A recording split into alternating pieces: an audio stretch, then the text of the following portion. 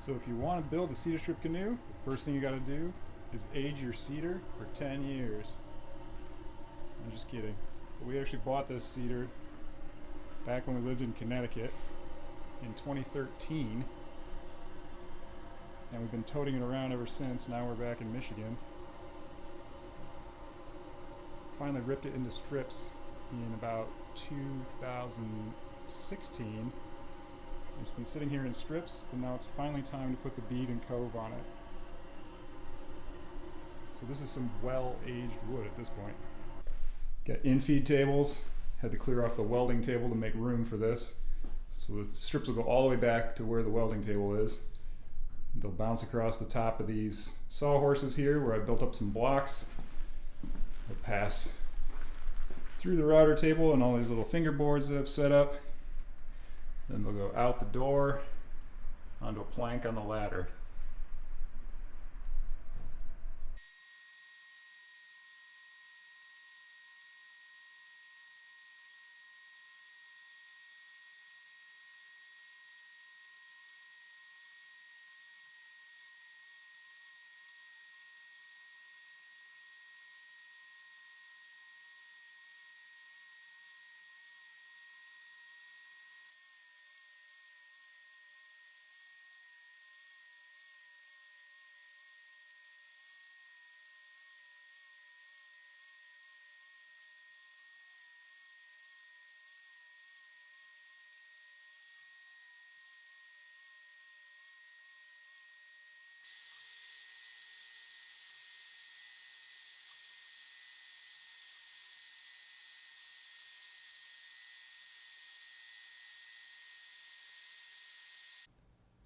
Now that I've finished with the strips, they're all ripped.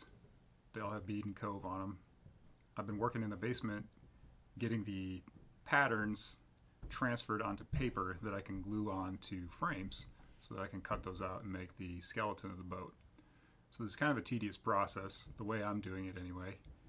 But I'll show you what I'm doing, and you can choose to do it this way or try something else. So I'm going to roll out some paper. This just came from the local craft store.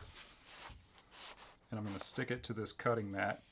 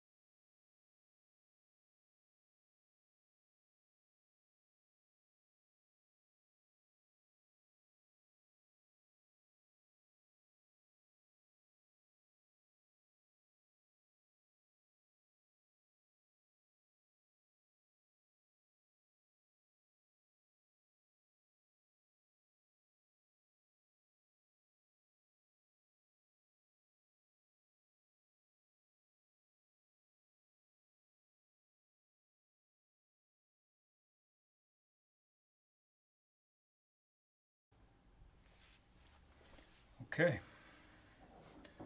so now I have this frame, and I have 3, 2, 1 to go, and the stem, or the stern profile, and I'll be done with the patterns.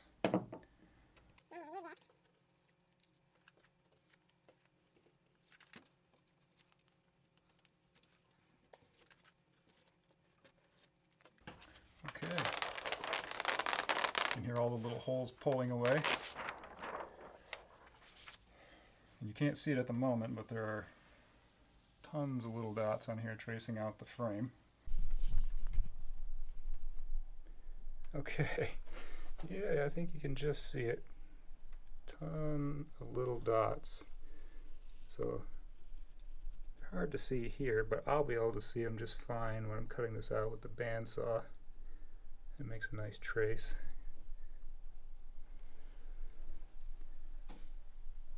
And that's how I'm doing it.